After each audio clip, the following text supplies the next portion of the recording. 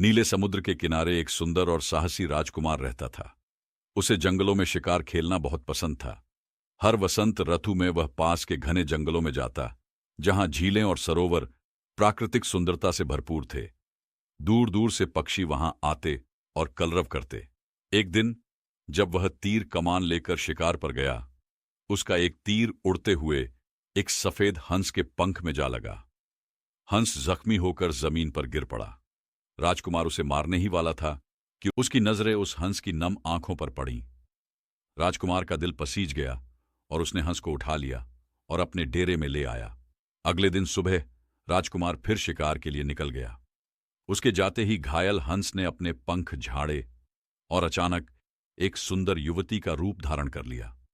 उसने राजकुमार के लिए प्यार और श्रद्धा से रोटियां बनाई और उन्हें सलीके से मेज पर सजा दिया। फिर वह फिर से हंस का रूप लेकर चुपचाप कोने में बैठ गया। शाम को जब राजकुमार लौटा तो मेज पर सजी रोटियां देख वह चकित रह गया। किसने बनाई होंगी? दूसरे दिन फिर यही हुआ। तीसरे दिन उसने यह रहस्य जानने के लिए पेड़ के पीछे छिपकर देखा। जैसे ही वह गया, हंस फिर से युवती बन गया और रोटियां बनाने लगा। तभी अचानक कुछ गिरने की आवाज हुई, जिससे राजकुमार अंदर आ गया। युवती घबराकर फिर हंस बन गई। अब राजकुमार सब समझ चुका था। कुछ दिन बाद राजकुमार ने उस रहस्यमयी युवती से विवाह कर लिया। दोनों नीले समुद्र के किनारे अपने सुंदर से घर में खुशी खुशी रहने लगे। समय बीता और उनके घर एक बेटे का जन्म हुआ, जिसे दोनों बहुत प्यार करते थे। वसंत फिर लौट आया। एक दिन सुबह आकाश में हंसों की एक टोली उड़ती दिखाई दी। उनमें से एक बूढ़ा हंस नीचे झांकते ही चौंक गया। उसे अपनी खोई हुई बेटी दिखाई दी। उसने जोर से पुकारा और घर लौटने को कहा, मगर युवती ने मना कर दिया।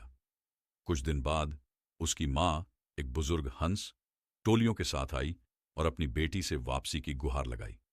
मां की पुकार सुनकर युवती का दिल विचलित हो गया। वह दो दुनियाओं के बीच झूल रही थी, मायके और ससुराल। उसने मां से कहा, अगर आपको मुझे साथ ले जाना है तो मेरे पंख ले आइए।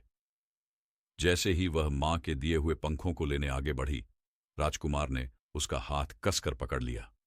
उस क्षण हंसों की टोली आकाश में उड़ती हुई दूर निकल गई। युवती एक पल को भूल गई थी कि उसका यहां एक प्यारा परिवार है। लेकिन जैसे ही उसे अपने पति और बेटे की याद आई, उसकी आंखों से प्रेम और पछतावे के आंसू बहने लगे। वह मुस्कुराई और खुशी खुशी अपने घर लौट आई, जहां उसका असली संसार उसका इंतजार कर रहा था। यदि आपको यह कहानी पसंद आई हो तो इसे अपने दोस्तों के साथ साझा करें और अपने विचार कमेंट में लिखें।